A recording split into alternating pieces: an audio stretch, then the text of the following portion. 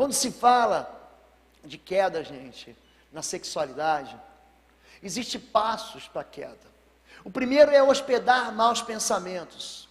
E aconteceu que, tendo decorrido um ano, o tempo que os reis saem à guerra, tempo de batalha espiritual, enviou Davi a Joabe, ficou com seus servos e todo Israel, porém Davi ficou em Jerusalém.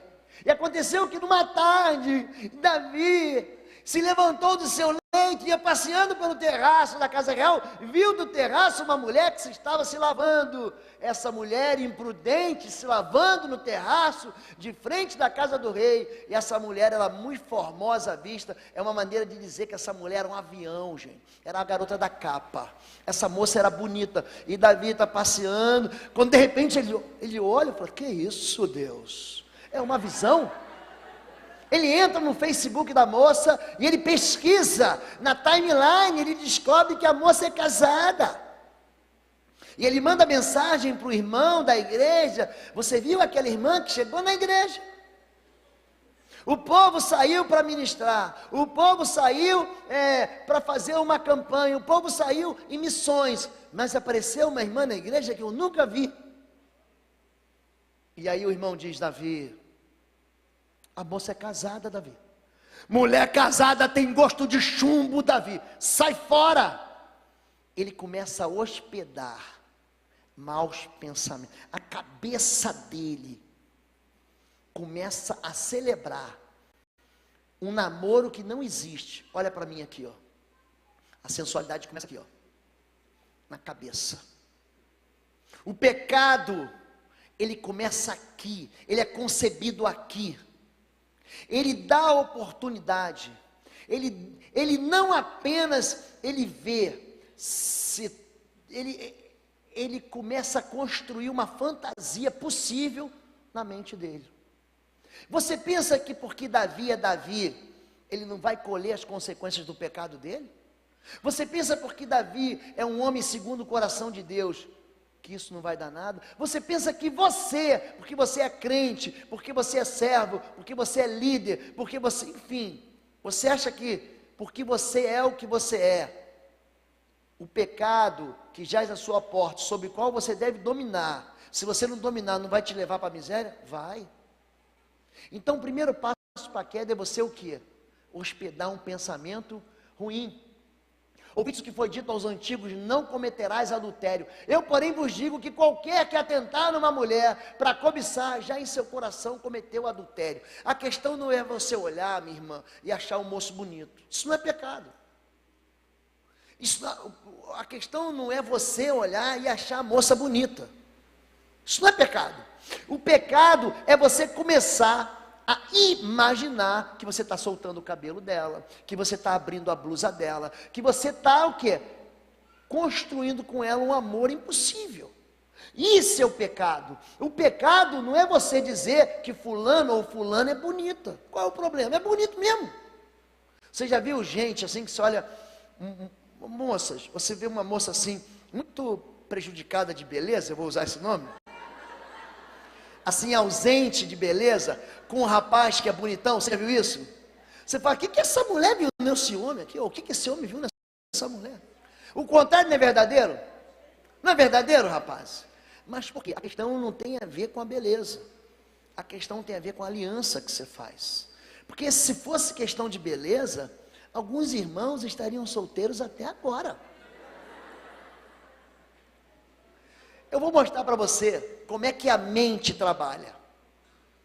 Quando se fala de hospedar mau pensamento, isso é pesquisa científica. Esse site é Family Foundation. Ele tem muita pesquisa boa, feita por americano, tá bom? Essa pesquisa é de 2010, ela não é tão recente, mas ela vai dar para a gente um quadro geral de como é que funciona a mente da pessoa. Você fala: pastor, mas eu estou entrando num site pornográfico. É só 15 segundos. Ó, 15 segundos. Você quer ver que marca a sua vida para sempre? Você quer ver que contamina a sua vida para sempre? Você quer ver que você nunca mais vai esquecer? 15 segundos. Segura aí. Leite condensado caramelizado, com flocos crocantes, coberto com um delicioso chocolate Nestlé. Qual o nome disso? Choquito. Essa propaganda tem 30 anos. 30 anos, gente. Eu não sei se os mais jovens conhecem. Conhecem? Você conhecia, filho? Você não sabe o que é choquito? Não sabe. Você quer ver outro, ó? 20 segundos. Compre batom. Compre batom, compre batom, compre batom, compre batom. É a propaganda mais tola que existe. Mas o menino sai, vai para casa, pega o dinheirinho, vai na padaria, ele compra batom. É aqui, ó. É aqui, você hospeda mau pensamento. Olha aqui. 12% de todos os websites na internet são de pornografia. A cada segundo, olha a quantidade que é investido dólares por segundo, gente. São 28 mil usuários vendo pornografia. 28 mil agora, mais 28 mil no próximo segundo, mais 28 mil no próximo segundo.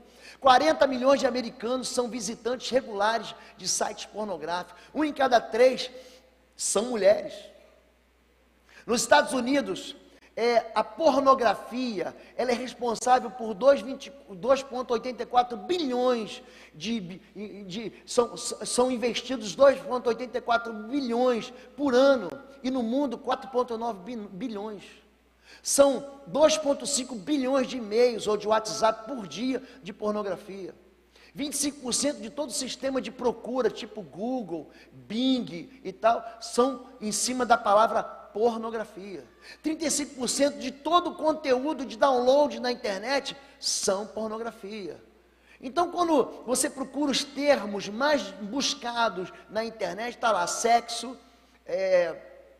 alguém me ajuda aqui? Namoro de adulto e pornografia. Então você começa a perceber, por exemplo, uma criança, 16 mil procuras, olha, são por pornografia infantil por dia. Uma criança de 11 anos já viu pornografia. Por que o diabo faz isso, gente? Porque ele lança na tua mente uma proposta. E ele lança na tua mente uma proposta de que é possível você construir na sua vida uma mentalidade imunda e não cair na imundície. Mas é mentira. São os olhos a lâmpada do corpo. Se os teus olhos forem bons, todo o teu corpo será luminoso. Se porém os teus olhos forem maus, todo o teu corpo estará em trevas. Portanto, caso a luz que haja em ti sejam trevas, que grandes trevas serão. Mateus 6, Jesus está dizendo, cuidado com o que você olha. Cuidado com os seus olhos assanhados. Cuidado com aquilo que você olha, porque aquilo que se olha vai alimentar a sua mente. Número 2, o que acontece com Davi? Ele ignora as advertências do pecado. Mandou Davi indagar quem era aquela mulher. E disseram, porventura não é esta Batseba, filho de Eliã, mulher de Urias, o heteu. Deus, ele não deixa você cair. Ele te avisa, ele puxa a tua orelha, ele te manda alguém, ele fala, cuidado, não se aproxime. Ele manda um pastor pregar a respeito de um assunto. Ele manda um companheiro dizer, rapaz, o que você está fazendo com a sua esposa? O que você está fazendo com seus pais? Terceiro passo é aproximar-se do pecado. Olha para mim aqui.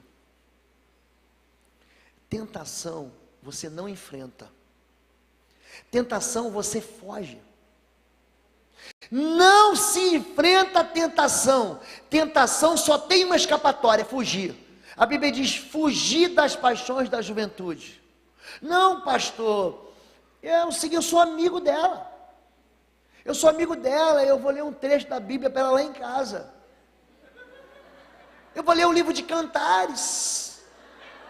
Eu sou do meu amado é meu. Nós vamos lá para casa, pastor, vamos fazer uma vigília só eu e ela. De Deus, pastor. Nós vamos olhar pelos nossos recém-convertidos da igreja. Nós vamos orar pelo pastor Hermínio e sua família. Irmão, quando a gente fala sobre tentação, a gente está falando de um inimigo que derrubou muita gente boa. Quando a gente está falando de tentação, a gente está falando de uma ação de trevas. Como é que a Bíblia chama Satanás, gente? O grande sedutor. O que é uma pessoa seduzida? É uma pessoa que ela entrou dentro de uma jaula, ela entrou dentro de uma armadilha, é uma cilada. Por quê? Porque as vontades delas ficam aprisionadas naquela tentação. Você quer ver uma coisa? Você que é mulher, você quer muito, você não precisa. Você quer muito comprar um sapato novo. Aí você fala assim, eu vou ali no shopping, eu vou ali no comércio, dá só uma olhadinha. Estou mentindo, gente? Eu quero fazer uma pergunta para você que é casada, tá bom? Você vai trocar de carro, meu irmão? Se você não vai trocar de carro, por que você fica visitando tudo que é loja de carro? Você entendeu o que eu quis dizer, não? Entendeu? Você casou com um carro até que a morte te separe. Tem crianças no auditório. Você casou com um carro até que a morte te separe. Não foi isso, gente? Você não casou com o teu Fusquinha? Hein, minha irmã? Você não casou com o teu Chevette? Hein? Com o teu Landau? Estou tirando aquilo. Para que você vai ficar visitando a concessionária? Você não vai trocar de carro. Você se aproxima. Você brinca de que não vai dar nada. Gente, isso é muito triste.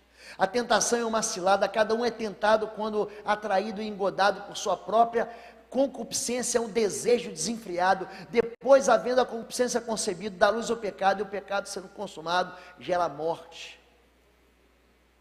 Não é só o adultério que é um problema. Gente, o adultério, ele produz uma ferida que é terrível. A gente que trata pessoas que vêm do adultério, sabia que não é tão difícil perdoar? Sabe qual é o maior problema depois? É você estabelecer de novo o vínculo de confiança. Isso a gente aprende em casa. Artuzinho, meu filho, que agora tem 20 anos, quando ele era garoto, começou a ler, ele devia ter uns 7, 8 anos, sei lá. Ele começou a ler a Bíblia e ele viu essa história de Jacó. E Jacó, ele leu que Jacó tinha 4 esposas. Ele falou, pai, quando eu crescer, eu posso ter 4 esposas?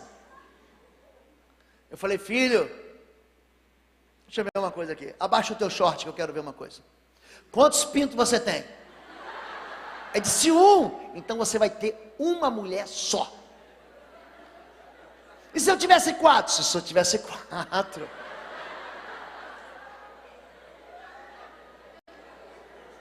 A gente vai para Israel. O pastor foi lá. A sexualidade é algo tão sagrado. Não sei se o pastor notou isso aí. Sabia que o judeu, o homem vai no banheiro, faz a sua necessidade e depois lava a mão. Não é isso, gente? Não é isso, gente? Em Israel, não. Não. O sujeito vai no banheiro e ele lava a mão primeiro. Por quê? Porque a aliança que Deus faz é na genitália masculina. É o corte do prepúcio. Ele não toca na sua própria genitália com a mão suja. É um princípio de pureza. Então você chega, ele tem umas canecas com 2, 3 alças, ele lava 1 vez, 2 vezes, 3 vezes, 4 vezes, 5 vezes. Eu falei, deve ter toque. Ele lava 1, 2, 3, 4. Mas não, ele sabe que existe um despojar da carne, existe uma pureza ali. O sexo, gente, ele é puro. O sexo deve ser celebrado dentro do casamento. Você que é casado, eu quero ouvir o glória. Você que é casado, você deve viver uma vida sexualmente abundante, meu irmão. Agora, você que é solteiro, não adianta você querer se apressar. O apelo da mídia, o apelo no colégio, está te levando, não é bom, querida, não faça isso. Os casos de libertação que a gente trabalha na área de sexualidade, calma, criança, calma. Os casos de sexualidade, de prisão na área sexual que a gente trabalha, eu sempre busco assim, quem foi o primeiro? Você quer ver uma coisa? Uma criança rebelde. Pastor, a criança é rebelde. Uma das coisas que eu busco é o quê? Se aquela pessoa foi abusada sexualmente. Porque o sexo, ele tem o poder de construir uma aliança. Pastor, mas foi sem querer, a pessoa não quis, mas foi abusada. Eu não quero me jogar de um prédio de 80 andares, mas aí junto uma turma forte me empurra. Eu vou morrer ou não vou morrer, gente? Vou morrer. Eu não quero me jogar num prédio de 80 andares, mas eu tropeço e caio. Eu vou morrer ou não vou morrer? Gente, vou morrer. A consequência vem assim mesmo. Então você tem que fazer aquela pessoa rejeitar aquele abuso, aquela aliança, perdoar o ofensor. Quando você trata de adultério, existe um quadro que eu vou seguindo. Não só é muito dolorido, porque a pessoa traída, além de perdoar o agressor, o ofensor, o marido traidor de leal, a esposa de leal, ele precisa, ainda mais dolorido, é perdoar a pessoa com quem ele se deitou. E às vezes é gente que está perto, é gente que a gente conhece, é gente que faz parte normalmente do quê? Da história, da sociedade que vive. É por isso que escandaliza a gente. A segunda área que a sensualidade atua é a prostituição. Então ela tirou de sobre si os vestidos de sua viuvez e cobriu-se com um véu e disfarçou-se. Assentou-se à entrada das duas fontes que estão no caminho de Tímina, porque via que Selá já era grande e ela não fora dada por mulher. E vendo-a Judá, teve-a por uma prostituta. Olha só a besteira que esse Judá vai fazer. Porque ela tinha coberto seu rosto. E dirigiu-se para ela no caminho e disse: vem, peço-te, deixa-me entrar a ti, porquanto não sabia que era sua nora. E ela disse: que darás para mim? Vai negociar um valor. A prostituição sempre negocia valor. Porquanto não sabia que era sua nora, ela disse: que darás para 500 em mim? E ele disse: eu te enviarei um cabrito do rebanho. E ela disse: dá-me penhor até que o envies. Então ele disse: que penhor é que te darei? E ela disse: é uma garantia, o teu selo, o teu cordão, o teu cajado que está em tuas mãos. O que ele lhe deu entrou a ela e ela concebeu. Sabe quem é Judá? Judá vinha a ser bisneto, não é isso? Judá, Abraão, Isaac, Jacó, bisneto de Abraão. É isso. Judá, ele vai acolher, ou vai levar e entregar para Jesus o seu próprio sobrenome. Jesus é o leão da tribo de Judá. Davi, ele nasce em Belém, Efrata, terra de Judá. Existe uma vocação para Judá a ser libertador. Olha o que a sensualidade faz. Esse homem está muito triste. Isso tudo acontece no capítulo 38. Sabe o que aconteceu no capítulo 37? José foi vendido pelos seus irmãos. E Judá está arrasado porque ele vê papai chorando. Papai chora a morte, que eles achavam que José estava morto. Ele não suporta aquilo e começa o capítulo 38 assim: então Judá apartou-se dos seus irmãos. Esse é o primeiro versículo do capítulo 38. A primeira coisa que acontece quando a pessoa se afasta da igreja, ela perde a noção de quem ela é e é roubado dela a sua identidade. Olha o que acontece aqui, gente. Me dá o teu selo. Sabe o que é o selo? O selo era a marca dele. Não tinha caneta esferográfica para assinar, então ele tinha uma marca da assinatura dele. Então ele botava cera sobre um documento e pá! Quando ele carimbava, aquilo ali era a identidade. E dizia: não, essa carta veio de Judá. Esse documento, ele veio de Judá. A primeira coisa que Satanás faz, ele rouba a identidade do crente. Quem é você? Não sei quem eu sou. O segundo, me dá o teu cordão. O que é o cordão? É o que sustenta a identidade. São as promessas de Deus. É o chamado de Deus. É o vocacionamento de Judá. Em terceiro lugar, me dá o teu cajado. Me dá o teu ministério. Judá entregou a identidade, a vocação e o ministério por causa da prostituição. Afasta o povo. Engana o povo. Agora, tem gente, eu tratei de gente cativa nessa área, viciada nessa área. Um dia, eu quero trazer um homem aqui para dar um testemunho para vocês, a respeito de como esse espírito de sensualidade levou ele para essa área de prostituição, e como ele se esqueceu.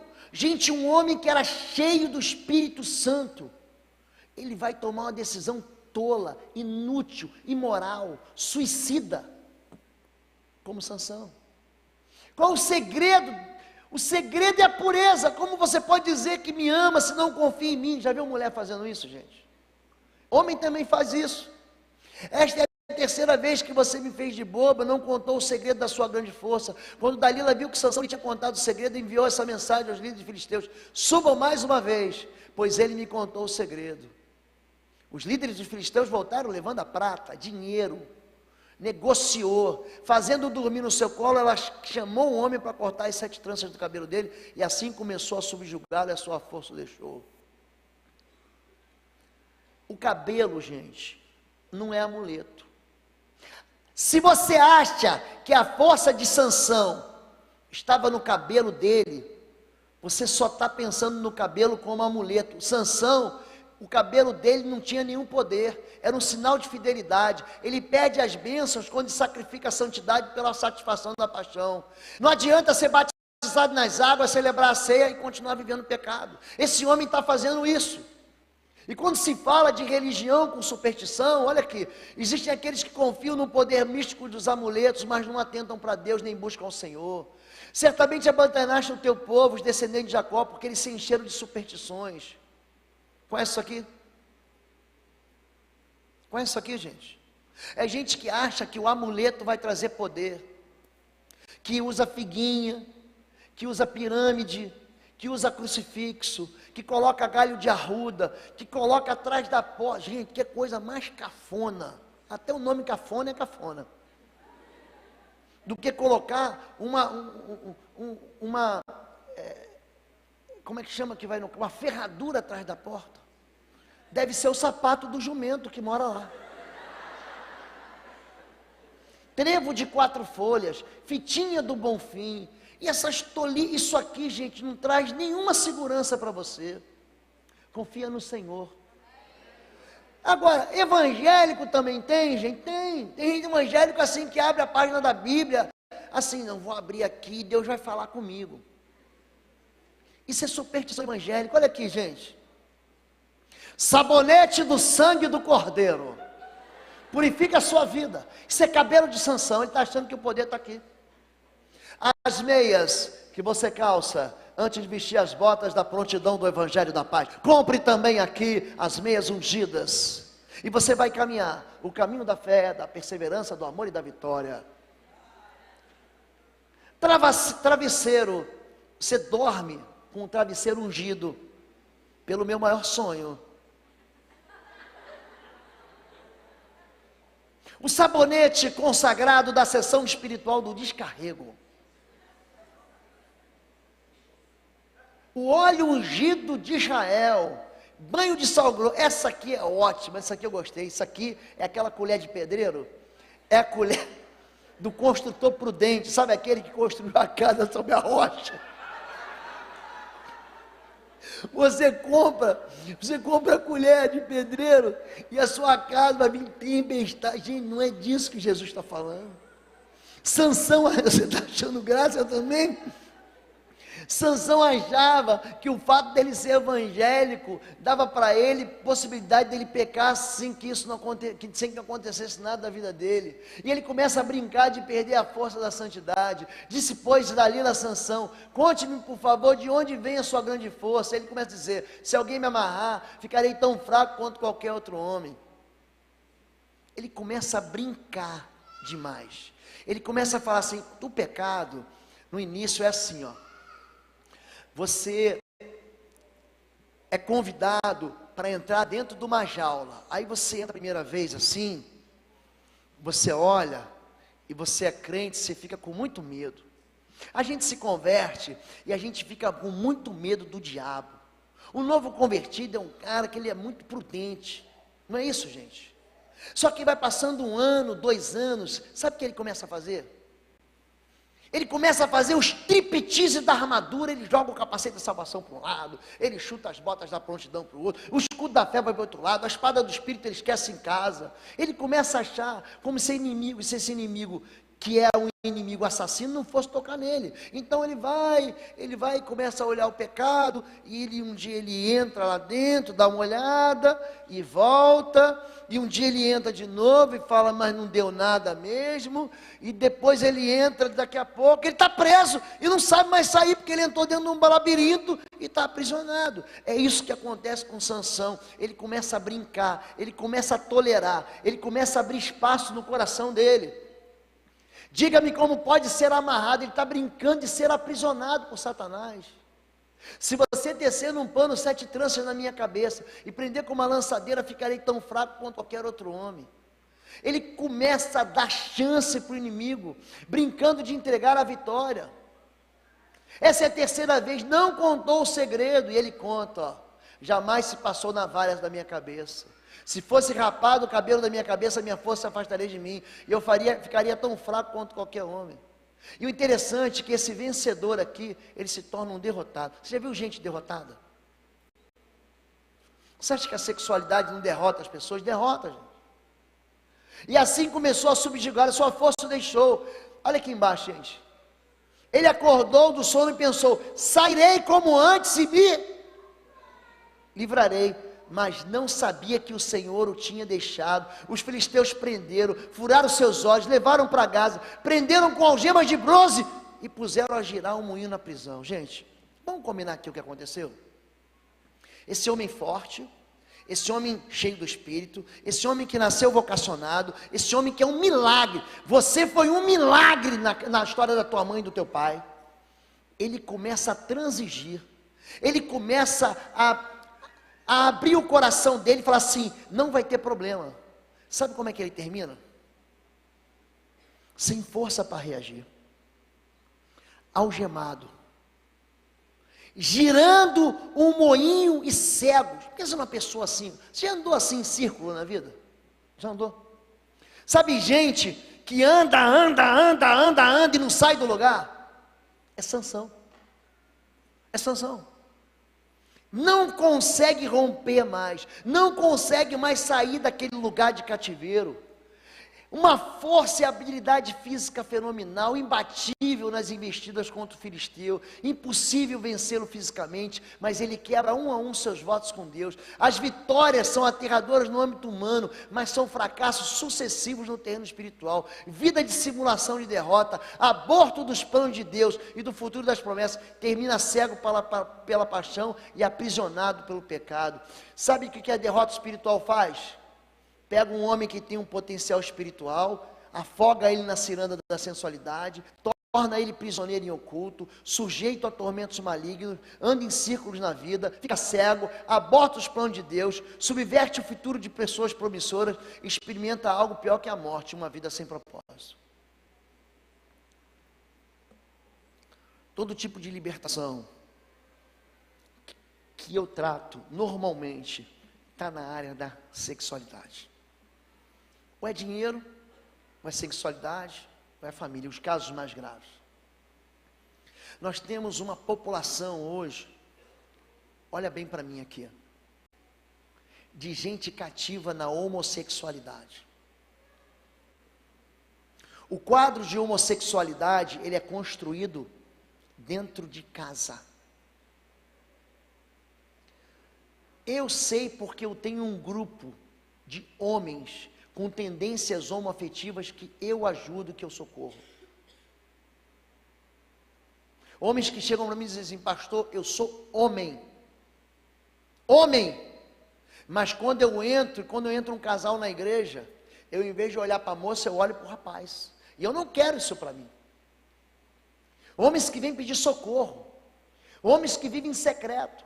Eu atendi um jovem rapaz. Eu vou contar esse caso primeiro, para depois ir para o outro. Ele teve mil mulheres, 1000. E ele chega na igreja pedindo socorro, o pastor dele vem pedir socorro, e eu perguntei para ele, quando foi a primeira vez? Ele disse, a primeira vez foi com uma prostituta, eu trabalhei na roça, e me deitei com uma prostituta. E eu comecei a trabalhar isso com ele, e a mentira não liberta, o que liberta é a verdade. A mentira não tira do cativeiro, mas a pessoa tem muita vergonha para falar. Afinal de contas, ele é um machão. Ficou com 1000, ele se deitou com 1000. E eu estava quase desistindo, eu falei, não, você está mentindo para mim. Quem foi a primeira pessoa que tocou em você? Então ele chorando, ele contou, eu nunca falei isso com ninguém. Eu era garoto, eu era criança, o meu vizinho na vila onde a gente morava no interior, me amarrou e me estuprou. E toda a vila ficou sabendo. E pior do que isso, além da vila ficar sabendo, os meus pais, os meus tios e os meus primos colocaram em mim apelidos horríveis, porque eu era franzino, eu era pequeno, e me chamavam daqueles nomes horríveis que você sabe, Mariquinha, Boiola, Menininha, esses os mais amenos. Quando eu fiz 13 anos, pastor, eu não sou gay não, eu não sou homossexual, eu fui violentado. E quando eu fiz 13 anos, eu trabalhei na roça, peguei aquele meu dinheirinho, fui numa casa de prostituição, me deitei com uma prostituta, eu saí lá e falei o seguinte, eu sou homem! Só que toda vez a lembrança dele se lembrava, todas as vezes que a lembrança dele se lembrava, não só do abuso sexual, mas do abuso emocional e familiar, o que ele fazia? Se deitava com uma mulher. Você é Mariquinha. Não, eu sou homem. Se deitava com uma mulher, se deitava com uma mulher, se deitava com uma mulher, se deitava com uma mulher. Aí ele já não aguentava essa vida dele de cativeiro. Alguém convida ele para a igreja, ele levanta a mão, ele aceita Jesus, ele vai ser discipulado, ele desce as águas e ele se torna um líder na igreja, ele faz seminário. Só que o cativeiro está onde? Dentro dele. Aí ele não aguenta mais. Aquele pecado represado, secreto, aquela amargura estava lá dentro. Que ele se lembrava de quê? Do abuso dos pais, do abuso dos tios, do abuso dos primos, do abuso daquele vizinho. Então nós pegamos aquele rapaz, fizemos ele perdoar. Eu levei ele até os pais dele, morava numa cidade distante. Nós fomos lá. Ele contou para o pai e para a mãe, falou, pai, eu preciso almoçar com vocês. Ele contou para o pai e para a mãe a tristeza do coração dele, o que ele sofreu, como aquilo atingiu em cheio a sua identidade.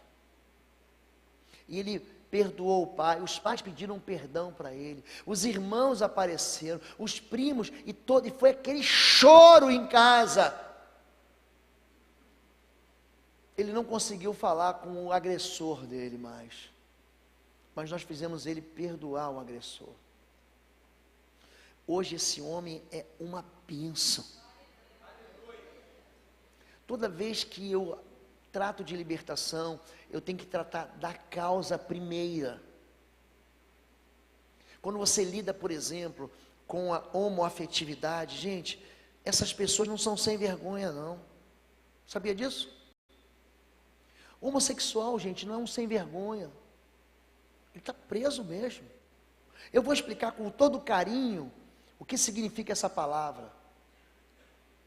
Quando você pega um quadro de homoafetividade, você pega 4 fundamentos básicos.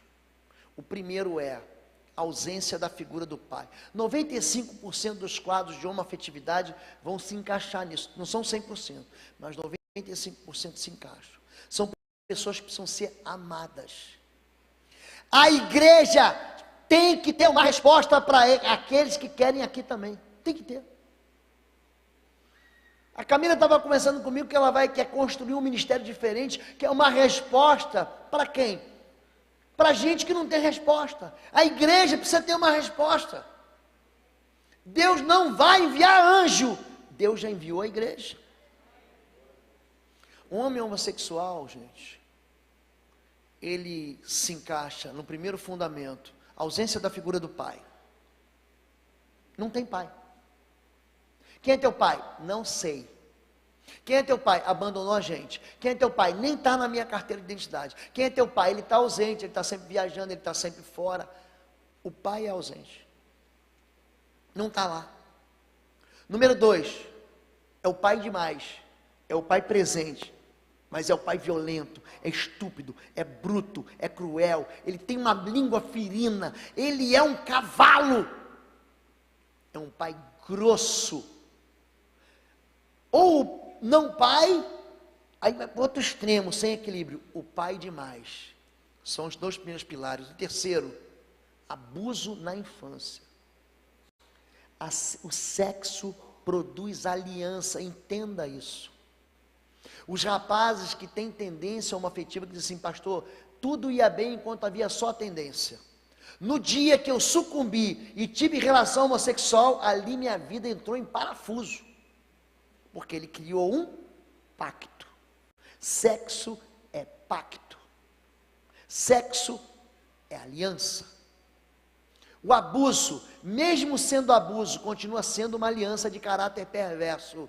O abuso é uma aliança de caráter maligno, mas é aliança. E quarto, a perseguição espiritual das consagrações. A mamãe não quer receber um filhinho menino, quer uma menina, mas o filho vem menina. A mamãe não quer uma filhinha menina, mas deseja um filho menino. Esse quadro é comum demais. Quem que vai tirar essas pessoas da cadeia? Quem? Porque é fácil você chegar e apontar o dedo para elas. Você não tem esse problema, seu problema é outro. Porque no coração dele, ele acha que o pecado da homoafetividade é um pecado de quinta categoria, e não é. Ele acha na cabeça dele que o pecado de homoafetividade desabilita ele mais do que o outro pecado qualquer. Eu já tive um homem que falou assim, pastor, eu preferia ser Salomão, que teve 1000 mulheres. Mas eu não queria ser desse jeito. Existe uma resposta para isso? Existe. Deus dá uma nova oportunidade, mas logo o cabelo de sua cabeça começou a crescer de novo. Sansão orou ao Senhor, dá-me forças mais uma vez.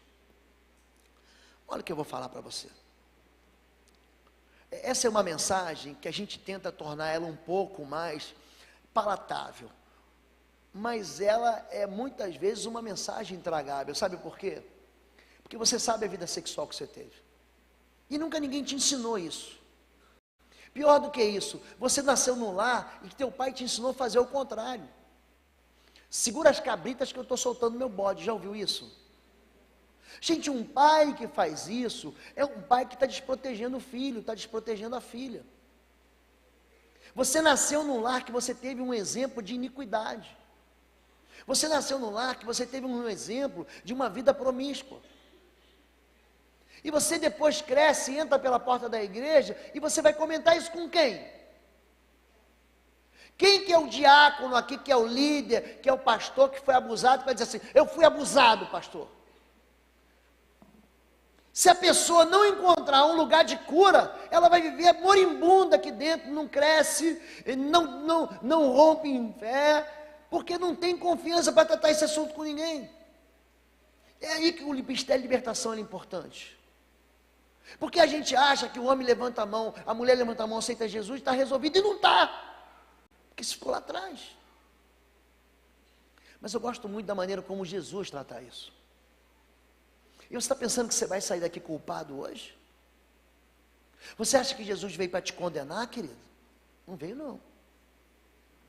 Jesus, ele está escrevendo no chão, e chega uma turma para ele, e fala o seguinte, essa mulher foi apanhada em adultério, e a lei de Moisés diz que ela deve morrer apedrejada, e tu, o que tu dizes? Gente, eu amo Jesus de Nazaré. Pensa uma pessoa extraordinária de estar perto, é Jesus de Nazaré.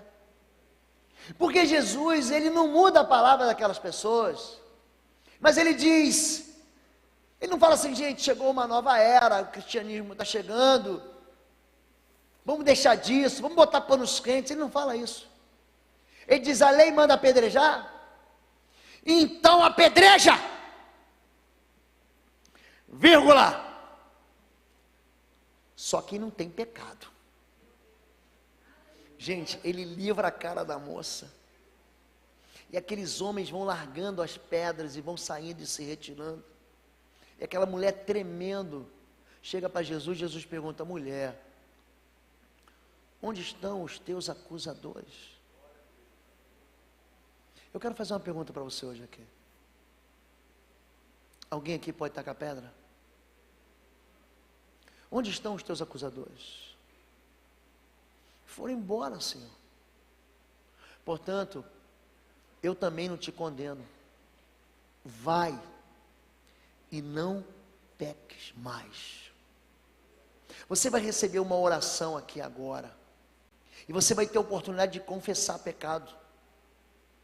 Você vai confessar comigo iniquidades. Pastor, mas eu nunca fiz essa iniquidade. Não faz mal, a gente vai falar junto aqui. E nós vamos orar juntos aqui. E nós vamos quebrar as alianças passadas. Pessoas que preenchem a sua memória com lembranças românticas. Você é casado, você é casada, mas a tua mente está presa em outro, em outra. Existe uma memória que reclama uma aliança passada que nunca foi quebrada. E você não consegue ser feliz no presente, porque tua vida está presa no passado, e você nunca consegue chegar no futuro. Vai e não peques mais. Sansão é um homem que pensou assim: agora acabou para mim. Agora eu estou cego. Agora eu giro o moinho, eu ando em círculos. Olha para mim, Deus é Deus de recomeço, gente.